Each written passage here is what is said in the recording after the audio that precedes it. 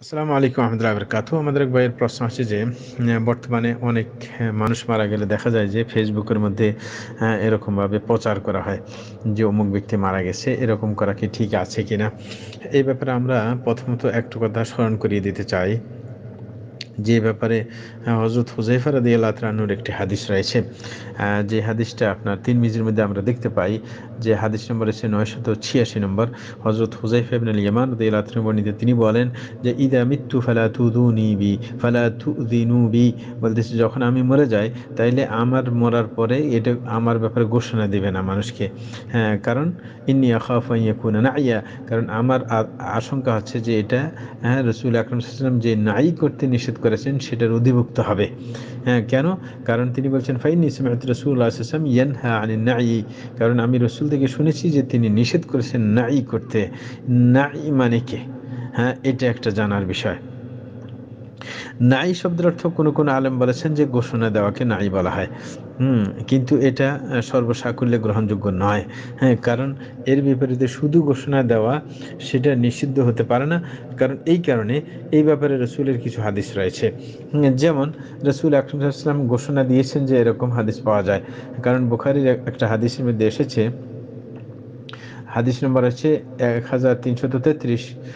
তো এই হাদিসের মধ্যে আমরা দেখতে পাই যে হযরত আবু হুরায়রা রাদিয়াল্লাহু হাদিস, তিনি বলছেন যে আন্না রাসূলুল্লাহ সাল্লাল্লাহু আলাইহি ওয়াসাল্লাম নাআন নাজাশি ফিল ইয়াউমিল্লাযী মাতা ফীহি ওয়া খারাজা বিহিম ইলাল মুসাল্লা ফাসাফফা বিহিম ওয়া কাব্বারা আলাইহি আরবা'a তাকবীরাত। যে বলতেছেন যে আপনার রাসূল আকরাম সাল্লাল্লাহু আলাইহি ওয়াসাল্লাম নাজাশি যেদিন মারা গেছে সেই দিন তিনি সংবাদ দিয়েছেন সবাইকে এবং তাদেরকে নিয়ে মুসল্লার দিকে গিয়ে নামাজের জায়গা দিয়ে গিয়ে তারপরে সব রেডি করে তারপরে তিনি ৪ তাকবীরে সালাত আদায় করেছেন। এটা আপনার একটা হাদিস বললাম। বুখারীর আরেকটা বর্ণনার মধ্যে এসেছে যে তিনি বলেছেন যে হযরত আবু হুরায়রা বলেছেন নাআলানা রাসূলুল্লাহ সাল্লাল্লাহু আলাইহি ওয়াসাল্লাম নাজাশি সাহিবা আল হাবাশা ইয়াউমাল্লাযী মাতা ফীহি ফাকালা ইস্তাগফিরু লি আখিকুম, যে রাসূল আকরাম সাল্লাল্লাহু আলাইহি ওয়াসাল্লাম যেই দিন নাজাশি মারা গেছে সেই দিন আমাদেরকে খবর দিলেন এবং বললেন যে তোমরা তোমাদের ভাইয়ের জন্য ক্ষমা প্রার্থনা করো। তাইলে এইখানের মধ্যে সংবাদ তিনি দিলেন, তাইলে নায়ের বাণী যদি সংবাদ ধরা হয় তাইলে ওটা ঠিক অর্থ হয় না। কারণ রাসূল সাল্লাল্লাহু আলাইহি ওয়াসাল্লাম তো সংবাদ দিলেন নাজাশি মারা যাওয়ার পরে এবং সংবাদ দিয়ে সবাইকে নিয়ে সালাত আদায় করছেন। সেটা বুখারীর হাদিস দ্বারা প্রমাণিত। হাদিস নম্বর আমরা বলে দিয়েছি। তো এটা আরেকটা হাদিস আমরা এই ব্যাপারে আমরা দেখতে পাই যে বুখারীর হাদিস 458, মুসলিমের হাদিস 956, যে আবু হুরায়রা রাদিয়াল্লাহু আনহু হাদিস।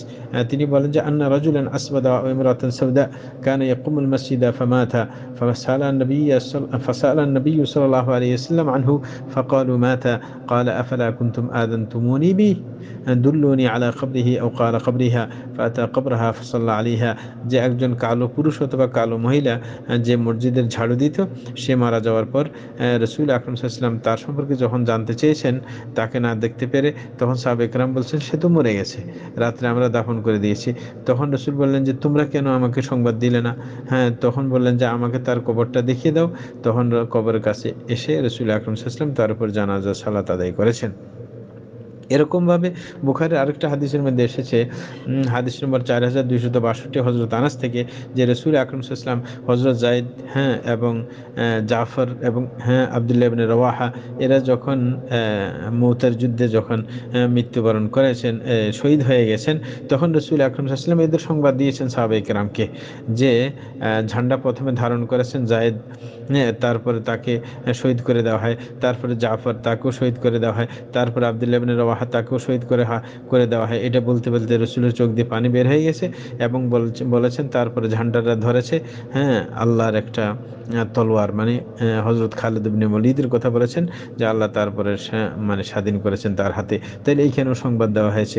তাইলে শুধু সংবাদ দেওয়া শরীয়তে নিষেধ না, এই হাদিস থেকে বোঝা যায় যে আপনি সংবাদটা দিলেন এমন মানুষদেরকে যারা সালাত আদায় করতে আসবে, আর এইগুলো সব এটাই বোঝায় যে সাহাবায়ে কেরামকে সংবাদ দিয়েছেন, যাদেরকে নিয়ে তিনি সালাত পড়েছেন, যেমন ওই নাজাশির ব্যাপারে সালাত আদায় করেছেন এবং ওই মহিলা বা পুরুষ মারা যাওয়ার পর তিনি বলছেন আমাকে খবর দিলে না কেন? কারণ তিনি সালাত পড়তেন। সুতরাং এই পরিমণ্ডলে যে যারা সালাত আদায় করবেন তাদেরকে ডেকে সালাত আদায় করা, কারণ এটা মৃত ব্যক্তির অধিকার যে তার উপর সালাত আদায় করা হবে, তার জন্য দোয়া করা হবে। সেই জন্য এই পরিসরে আপনার ঘোষণা দেওয়া, জানিয়ে দেওয়া, সেটা কোনো দোষের বিষয় নয়, বরং এটা মুস্তাহাব একটি কাজ। কিন্তু নাই বলতে কাকে বোঝানো হয়? তাইলে ব্যাপক শুধু সংবাদ দেওয়াকে নাই বলে না, এটা এই দলিলগুলোর দ্বারা প্রমাণিত। নাই বলতে দুইটা অর্থ বলেছেন ওলামায়ে কেরাম। একটা হচ্ছে নাই বলার মানে কি, নাই মানে কি, যেটা রাসূল সাল্লাল্লাহু আলাইহি ওয়াসাল্লাম নিষেধ করেছেন সেটা হচ্ছে যে এটার ঘোষণা দিতে থাকা। যেমন আমাদের দেশে পাবলিসিটি করা হয়, হ্যাঁ, আরব দেশে এরকম ঘোষণা দিতে একজনে ঘোড়া একটা নিয়ে বা উটের পিঠে চড়ে পুরো এলাকায় ঘুরে ঘুরে সংবাদ দিতে মানুষকে। হ্যাঁ, এরকম যে ঘোষণা করা, চিৎকার করে ঘোষণা দেওয়া, সেটা কিছু নিষেধ। যেমন আমাদের দেশে পাবলিসিটি করা হয়, হ্যাঁ, যেরকম। হ্যাঁ, যদি এই ঘোষণার মধ্যে যদি কোনো আপনার তার মানে কোনো বৈশিষ্ট্যের বর্ণনা না করা হয়, তাইলে এটাকে ওলামায়ে কেরাম মাকরুহ বলেছেন। কারণ আরব দেশে যারা যে জাহিলি যুগে যে প্রথা ছিল সেটা হচ্ছে ঘোষণা দিতেও পাশাপাশি তার, হ্যাঁ, আপনার কিছু প্রশংসাও করা হয়তো, যে অমুক এমন হয়েছে এমন হয়েছে, এরকম ভালো মানুষ ছিল বা এরকম, এগুলো বলা হয়তো। সেটা একবারে নিষেধ, একবার হারাম, এতে কোনো সন্দেহ নাই। কারণ রাসূল সাল্লাল্লাহু আলাইহি ওয়াসাল্লাম যে নারীর কথা বলেছেন, আরব দেশে জাহিলি যুগে এরকমভাবে বলা হতো যে তার গুণগান গাওয়া হতো, ঘোষণার সাথে সাথে তার গুণগান গাওয়া হতো। এটা কিন্তু একবারে সম্পূর্ণরূপে নিষেধ। ওলামায়ে কেরাম একমত যে এটা যে হারাম। কিন্তু যেটাকে মাকরুহ বলেছেন সেটা হচ্ছে চিৎকার দিয়ে বলা, যেমন আমাদের দেশে পাবলিসিটি করে, এটাকে ওলামায়ে কেরাম মাকরুহ বলেছেন।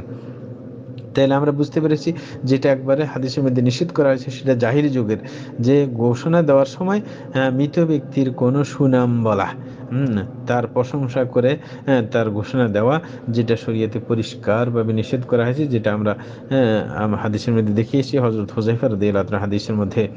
আর যদি আপনি এরকমভাবে পাবলিসিটি করা হয় যেখানে প্রয়োজন নেই, যারা সালাত আদায় করতে আসবেন না, দেখা যায় পুরা থানার মধ্যে পাবলিসিটি করা হয় কয়েক ঘন্টা মিলে, হ্যাঁ, এটাও শরীয়তের মধ্যে অপছন্দনীয়, এটাকে মাকরুহ বলেছেন ওলামায়ে কেরাম, যদিও তার প্রশংসা কিছু না বলা হোক না কেন।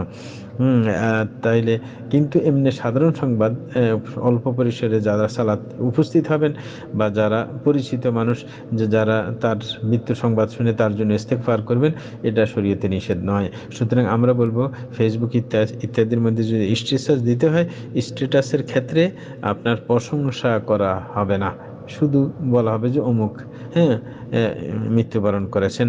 সুতরাং তাকে যারা চিনেন, তার পরিচিত, তারা ইস্তেগফার করতে পারেন, তার জন্য কাজ হইলে অংশগ্রহণ করতে পারেন, এটা শরীয়তে নিষেধ নয়। কিন্তু সাথে সাথে এর, হ্যাঁ, আপনার গুণগান তুলে ধরা, হ্যাঁ, স্ট্যাটাসের মধ্যে, সেটা অবশ্যই সেই নায়ের পর্যায়ে পড়বে, যেটা হাদিসের মধ্যে নিষেধ করা হয়েছে।